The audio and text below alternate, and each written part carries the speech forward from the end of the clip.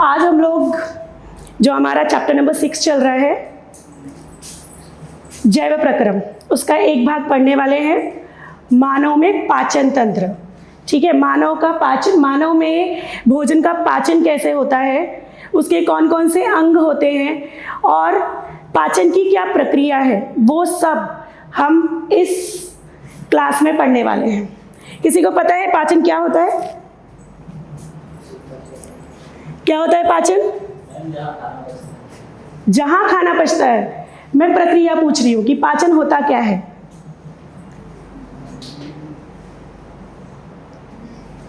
जो मतलब जटिल पदार्थों को सरल पदार्थों मतलब बदलने से पचने में मतलब हेल्प करते हैं फूड को, उसको पाचन कहते हैं। Very good. क्या है, जो हम जो भोजन खाते हैं वो सरल रूप में नहीं होता है। भोजन जिस रूप में हम खाते हैं उस रूप में हमारे शरीर में अवशोषित नहीं होता है। सबसे पहले उसको कुछ पोषक तत्वों में बदलना पड़ता है, जो पोषक तत्व पहले से ही हमारे भोजन में मौजूद होते हैं, लेकिन वो जटिल रूप में होते हैं। और जटिल रूप में जो हमारा पाचन तंत्र है या जो हमारा अवशोषण तंत्र है हमारे शरीर का, वो उन पोषक तत्वों को अवशोषित नहीं कर सकता। तो उसके लिए पहले भोजन को पचना होता है। यहाँ पर आप देख सकते हैं, जटिल पोषक पदार्थों को जल अपघटन द्वारा, मतलब जल मदद करता है उनके अपघटन में। अपघटन मतलब क्या होता है? छोटे छोटे कणों में विभाजित करना। ठीक है, तो जल जो है वो अपघटन में मदद करता है, जिसके कारण जो जटिल पोषक पदार्थ होते हैं वो सरल पोषक पदार्थों में बदल जाते हैं। उसके बाद उनका अवशोषण हो जाता है हमारे रक्त में, रुधिर में। इसी प्रक्रिया को कहते हैं पाचन। सबको समझ में आ गया पाचन क्या होता है? अब देखते हैं कि पाचन में हमारे शरीर के कौन से जो मुख्य अंग हैं वो सम्मिलित हैं। कौन से अंग हैं जो हमें पाचन में सहायता करते हैं? उसमें सबसे पहले आता है हमारा मुख, क्योंकि हम जो भोजन है वो मुख से ही ग्रहण करते हैं, सभी को पता है। दूसरा है ग्रसिका। ग्रसिका यह एक नली जैसा होता है, एक नली के आकार का होता है ग्रसिका। तो भोजन का जो आरंभ, भोजन के पाचन का आरंभ है वो कहाँ से होता है?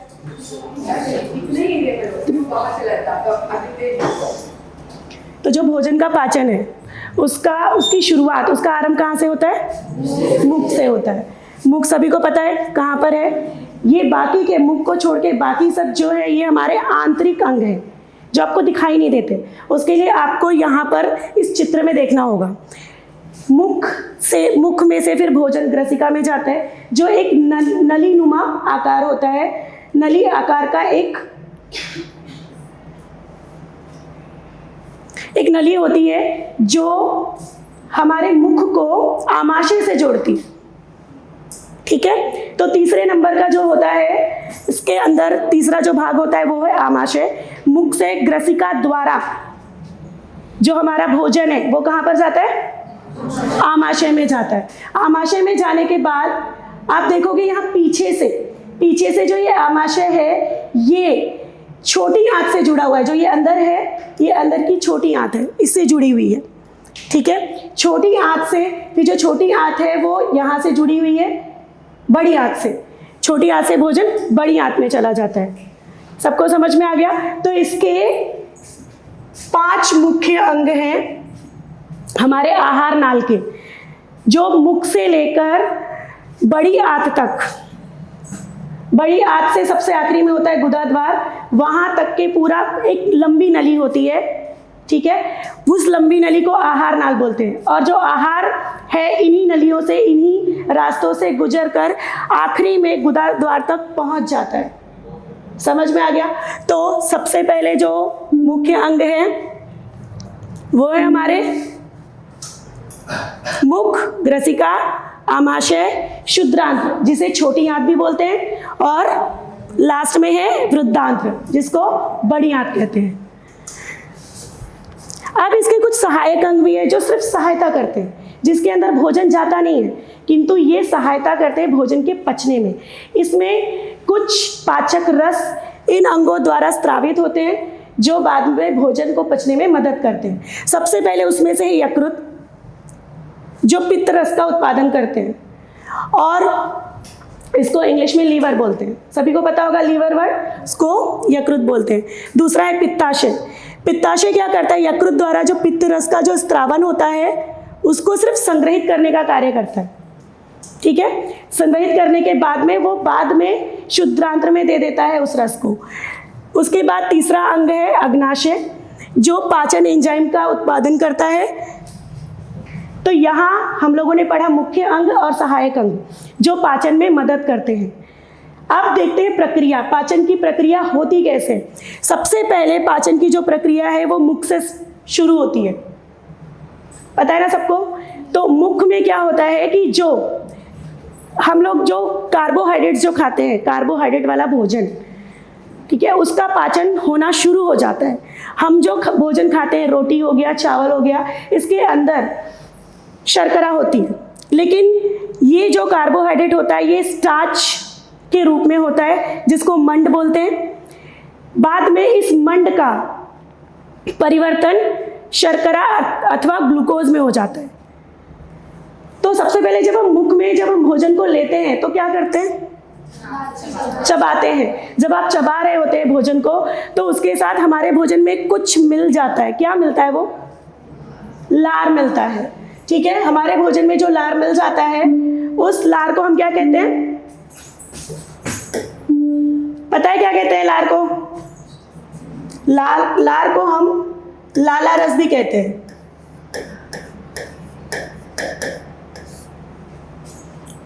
ठीक है। जो पानी नुमा स्रावन हमारे मुख से निकलता है, जो हमारे भोजन में मिक्स हो जाता है, उसको हम बोलते हैं लाला रस। लाला रस के अंदर एक एंजाइम होता है। एंजाइम एक पदार्थ है जो भोजन को पचने में मदद करता है। अब लाला रस के अंदर कौन सा एंजाइम होता है, पता है किसी को? लाला रस के अंदर कौन सा एंजाइम होता है? कौन सा? एमिलेज होता है।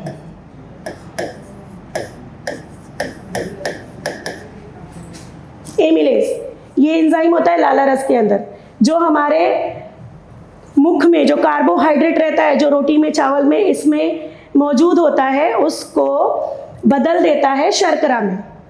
अब भोजन को हम दांतों से चबा चबा कर छोटे छोटे टुकड़ों में विभाजित कर लेते हैं। उसके बाद में उसमें लाला रस क्या हो जाता है? मिक्स हो जाता है। अब इसके बाद भोजन जाएगा आमाशय में, लेकिन कहाँ से जाएगा? कहाँ से जाएगा? ग्रसिका से जाएगा। अब जो ग्रसिका होती है, मैंने पहले बता दिया, वो एक पाइप जैसा होता है और उसके द्वारा जो भोजन है वो हमारे आमाशय में चला जाता है। अब जो ग्रसिका होती है उसके अंदर भोजन जाता कैसे अपने आप? क्योंकि एक बार आपने भोजन को निगल लिया, उसके बाद वो गया कैसे? धकेलने से। आप जाते हो धकेलने अंदर? नहीं ना। तो कुछ प्रोसेस होगा, उसकी कुछ प्रक्रिया होगी, ठीक है। उस प्रक्रिया का नाम होता है क्रमाकुंचन।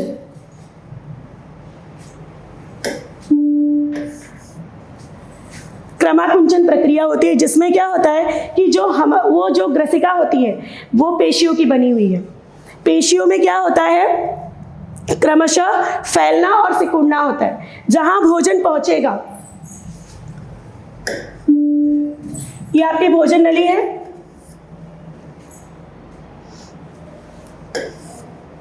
भोजन जहां पर भी पहुंचेगा वहां पर जो भोजन नली है ना वो चौड़ी हो जाती है, ठीक है। उसके बाद क्या होता है? ये जो ऊपर की जो नली होती है ये सिकुड़ने लग जाती है। सिकुड़ने के कारण इसके ऊपर दबाव पड़ता है और ये भोजन आगे जाता है। फिर वही सिकुड़ना यहाँ पे शुरू हो जाता है और यहाँ पे फैल जाता है। इस प्रक्रिया को क्रमाकुंचन बोलते हैं और इसके द्वारा जो भोजन है वो हमारे आमाशय में पहुँच जाता है। अब देखते हैं आमाशय में जाने के बाद भोजन के साथ क्या होता है। किसी को पता है आमाशय में जाने के बाद भोजन के साथ क्या होता है? क्या होता है भोजन के साथ? आमाशय में भी कुछ पाचक रस है वो स्रावित होते होंगे, है ना। तो आमाशय में प्रवेश करने के बाद जो भोजन है उसके साथ में जठर रस ये मिक्स हो जाता है। अब जठर रस के अंदर में भी कुछ रस होते हैं। सबसे पहले उसमें होता है HCl। HCl क्या है बताओ? अम्ल है ये, कौन सा अम्ल है? हाइड्रोक्लोरिक अम्ल है, ठीक है। और दूसरा होता है श्लेष्मा।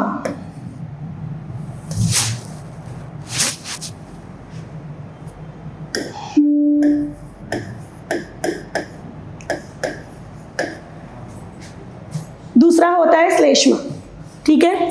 सबसे पहले अब हम, और एक होता है तीसरा भी जिसका नाम है पेप्सिन।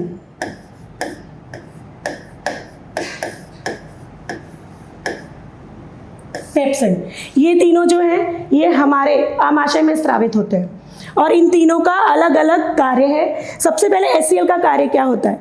ये जो है ना, हम जो अधपचा भोजन, जो थोड़ा सा पचा हुआ जो भोजन हमारे मुख में पाचन शुरू हो जाता है, जो पहले से लाला रस के साथ में मिला हुआ होता है, उस भोजन को अम्लीय बनाता है।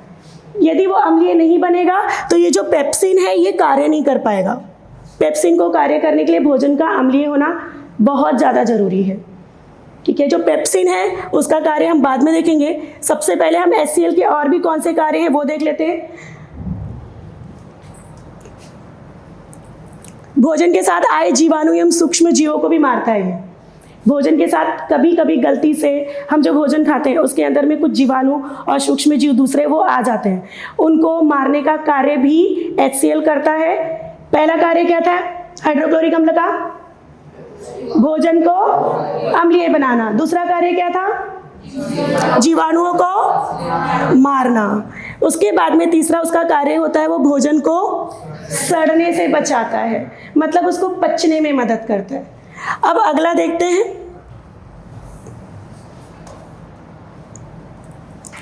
अब जो श्लेष्मा होता है, यहाँ पे पेप्सिन का कार्य नहीं होता है, ये सिर्फ क्या करता है, जो पेप्सिन है वो भोजन को प्रोटीओज में बदल देता है, पेप्टोन्स में बदल देता है। पेप्सिन सिर्फ इतना ही कार्य करता है और ये कार्य कर पाता है जब भोजन अम्लीय हो। तो हमने जो HCl का कार्य था वो देख लिया, पेप्सिन का कार्य देख लिया। अब एक और बचा था श्लेष्मा, उसका कार्य क्या होता है? देखो, जो हाइड्रोक्लोरिक अम्ल है ना वो बहुत ज़्यादा स्ट्रॉन्ग होता है। अगर हाइड्रोक्लोरिक अम्ल को आप ऐसे ही अगर अपने हाथ पे डाल दो तो आपका हाथ जल जाएगा। तो हमारे पेट में रहते हुए हमारा पेट क्यों नहीं जलता है? बताओ क्यों नहीं जलता है? क्योंकि हमारे पेट का आमाशय का जो आंतरिक भाग होता है, आमाशय का जो आंतरिक भाग होता है, इसमें जो श्लेष्मा है ना उसकी एक लाइनिंग होती है, एक परत होती है श्लेष्मा की अंदर में। और ये जो श्लेष्मा की परत है ये भोजन को HCl अम्ल से, हाइड्रोक्लोरिक अम्ल से जो हमारा आमाशय है उसको बचाता है ताकि उसको कोई हानि ना पहुँचे, उसमें जलन ना हो। समझ में आ गया? अब ये जो तीनों कार्य थे, तीनों जो इसके अंदर जो पदार्थ जो स्रावित हो रहे थे उनके कार्य हमने पढ़ लिए। अब जो भोजन है वो आधा पच चुका है। अब ये भोजन कहाँ पर जाएगा? अगला क्या था? क्या था? आमाशय तो हो गया, अगला कौन सा है? शुद्रांत्र। शुद्रांत्र क्या होता है? छोटी आंत। छोटी आंत जो अंदर के साइड होती है, ठीक है। अब अधपचा खाना कहाँ पर चला जाता है? छोटी आंत में। छोटी आंत जो है उसके अंदर पहले से ही कुछ पाचक रस जो है वो स्रावित होते हैं। साथ में जो हमने सहायक अंग पढ़ा था, क्या क्या सहायक अंग पढ़ा था? यकृत, पित्ताशय और अग्नाशय। अब जो हमारी छोटी आंत है वो कुछ पाचक रस का स्रावन करती है। उसके बाद में हम लोगों ने पढ़ा था कि जो यकृत है वो पित्त रस का स्रावन करती है, ठीक है। अग्नाशय ये अग्नशायिक जो रस है उसका स्रावन करती है। तो अब हम देखेंगे कि ये जो रस है ये कैसे कार्य करते हैं, ठीक है। तो सबसे पहले पित्त रस के बारे में पढ़ेंगे। पित्त रस जो पित्ताशय में इकट्ठा रहता है पहले से ही, जैसे हम भोजन करते हैं, भोजन आमाशय में आता है तो पित्त रस का स्रावन शुरू हो जाता है और वो पित्ताशय में इकट्ठा रहता है। जब भोजन शुद्रांत में चला जाता है तब जो पित्ताशय है ये पित्त रस को शुद्रांत में छोड़ना शुरू कर देता है। समझ में आया? अब देखते हैं कि पित्त रस करता क्या है वहाँ जाकर। पित्त रस क्या करता है? जो आप वसा वाले पदार्थ खाते हो, ऑयली पदार्थ खाते हैं ना हम लोग, तेल वाले तेलीय पदार्थ, वो कैसे पचेगा? क्योंकि वो काफ़ी जटिल होता है। तो वो पचने के लिए ये जो हमारा पित्त रस है वो क्या करता है कि जो हमारे जो तेलीय पदार्थ हैं, घी या तेल जो भी हमने खाया है, उसको छोटे छोटे गोलिकाओं में बदल देता है, छोटे छोटे गोले में। वो बड़ा होता है गोला, अगर आप पानी में डालो तेल को तो कैसे बनता है वो, देखा है कभी, से बड़े बड़े से गोले दिखते हैं। वैसा ही सेम हमारे आमाशय में हो जाता है। उसके बाद वो शुद्रांत में चला जाता है, क्योंकि आमाशय में वसा का पाचन नहीं होता। अब वो शुद्रांत में जाने के बाद ये जो पित्त रस है ये क्या करेगा, जो वसा है उसको छोटी छोटी गोलिकाओं में विभाजित कर देगा। साथ में इसका काम क्या होता है कि आमाशय में जो भोजन था पूरा वो अम्लीय बन गया था, है ना। अब जो शुद्रांत में जो पाचक रस है उसको कार्य करने के लिए भोजन का क्षारीय बनना जरूरी है। अम्ल का उल्टा क्षार होता है, तो क्षारीय बनना जरूरी है। तो ये जो पित्त रस है वो भोजन को क्षारीय भी बनाता है। यहाँ पे देख सकते हो वसा का इमल्सीकरण होता है इसमें, मतलब छोटे छोटे गोलिकाओं में विभाजित हो जाता है। और दूसरा ये भोजन को क्या बना देता है, क्षारीय बना देता है। अब इसका काम यहाँ पे खत्म हो जाता है पित्त रस का। अब आते हैं जो अग्नाशय से जो रस स्रावित होता है उसको बोलते हैं अग्नाशयी रस। इसका क्या कार्य है, इसमें क्या होता है, अग्नाशयी रस में 96% 96% जल होता है और बाकी पाचक एंजाइम होता है और उसके अंदर लवण होते हैं। अब ये करता क्या है, प्रोटीन पाचक एंजाइम। इसके अंदर जो एंजाइम होता है अग्नाशयिक रस में, वो क्या करता है, प्रोटीन को पचने में मदद करता है। और उसके अंदर जो एंजाइम है वो ट्रिप्सिन और काइमोट्रिप्सिन, दो एंजाइम होते हैं अग्नाशयिक रस में, ट्रिप्सिन और काइमोट्रिप्सिन, वो प्रोटीन को पचने में मदद करते हैं। उसके बाद में कार्बोहाइड्रेट पाचक एंजाइम, ये भी अग्नाशयी रस में होता है, इसको हम एमाइलेज बोलते हैं। और ये स्टार्च को माल्टोज में बदल देता है। जो मंड था, जो स्टार्च था रोटी में, चावल में, वो पूरा पचा नहीं था ना, तो अब वो आधा कार्य कहाँ पर होगा, शुद्रांत्र में होगा, क्योंकि पूर्ण पाचन का कार्य शुद्रांत्र में होता है। तो ये जो कार्बोहाइड्रेट पाचक एंजाइम होता है जो अग्नाशयी रस में होता है, वो मंड को पचाकर माल्टोज में बदल देता है। और ये एक सरल कार्बोहाइड्रेट है। समझ में आ गया। अब वसा पाचक एंजाइम, वसा को छोटे छोटे गोलिकाओं में पित्त रस ने विभाजित कर दिया था, है ना। अब उसके पचने की बारी है। अब वो पचता कैसे है, अग्नाशय जो रस होता है उसके अंदर लाइपेज नाम का एक एंजाइम होता है। ये क्या करता है, वसा को पाचन में मदद करता है। कौन सा एंजाइम, लाइपेज। कहाँ होता है ये, अग्नाशयी रस के अंदर होता है। तो हमने देखा कि इसमें तीन ही तो मुख्य हमारे पोषक तत्व होते हैं, कार्बोहाइड्रेट, प्रोटीन, वसा। इन तीनों का पूर्ण पाचन कहाँ पर हो गया, अग्नाशयी रस द्वारा। उसी के अंदर पूरे पाचक रस थे जिन्होंने मदद की ये सबको पचने में। जो कार्बोहाइड्रेट थे, जो जटिल कार्बोहाइड्रेट था, वसा था और प्रोटीन था, उनको सरल बनाने में मदद किया अग्नाशयी रस ने। और उसके अंदर जो अलग अलग एंजाइम है उन्होंने कार्य किया। प्रोटीन को पचने में ट्रिप्सिन और काइनोट्रिप्सिन ने मदद किया। कार्बोहाइड्रेट को पचने में एमाइलेज ने, पहले से पता है आपको, जो पहले से हमारे लाला रस में था। और वसा को पचने में लाइपेज ने। अब आंत्रिय रस के बारे में पढ़ते हैं। आंत्रिय रस जो हमारे आंत से स्रावित होता है। अब इसका क्या काम है, ये शुद्रांत की ग्रंथियों से स्रावित होता है और इसके अंदर में दूसरे एंजाइम होते हैं, प्रोटीन पाचक एंजाइम। प्रोटीन अभी पूरी तरीके से पचा नहीं रहता है, उसको पचने में मदद करते हैं। जो आंत्र के अंदर, जो शुद्रांत के अंदर जो ग्रंथियां होती हैं उससे जो रस निकलता है वो उसको पचने में मदद करता है। उसमें सबसे पहले एरेप्सिन, जो पॉलीपेप्टाइड को अमीनो अम्ल में बदल देता है। पहले हमने पढ़ा था पेप्टाइड में बदला, जो अग्नाशयी से जो रस आया था उसने उसको पेप्टाइड में बदल दिया था। अब पेप्टाइड्स को अमीनो अम्ल में, अब ये पूर्णतः पच गया है। अब ये हमारे रुधिर में अवशोषित हो सकता है। अब कार्बोहाइड्रेट का पाचन माल्टोज, लैक्टोज और सुक्रोज इन्होंने किया। वसा पाचक एंजाइम और शेष जो पचा हुआ जो वसा रहता है वो आंत्रिय जो लाइपेज होता है उसको पचा देता है। तो यहाँ पर जो पाचन का कार्य है ये हमारे शुद्रांत्र में खत्म हो गया। ठीक है। अब उसके बाद में जो बिना पचा हुआ भोजन है, जो पच गया, उससे तो जो हमारा कार्बोहाइड्रेट था, प्रोटीन था, वसा था, वो हमारे रुधिर में चला गया, अवशोषित हो गया। और वो अवशोषण का कार्य भी शुद्रांत्र में ही होता है। शुद्रांत्र के अंदर जो रक्त वाहिकाएं होती हैं वो उसको अवशोषित कर लेती हैं, फिर हमारे पूरे शरीर में पहुंचा देती हैं। अब जो बिना बचा हुआ जो भोजन बच जाता है वो कहाँ जाता है? वो जाता है हमारे वृद्धांत्र में, मतलब बड़ी आंत में। जो बड़ी आंत होती है इसमें पाचन का कार्य नहीं होता है, इसमें सिर्फ अवशोषण का कार्य होता है।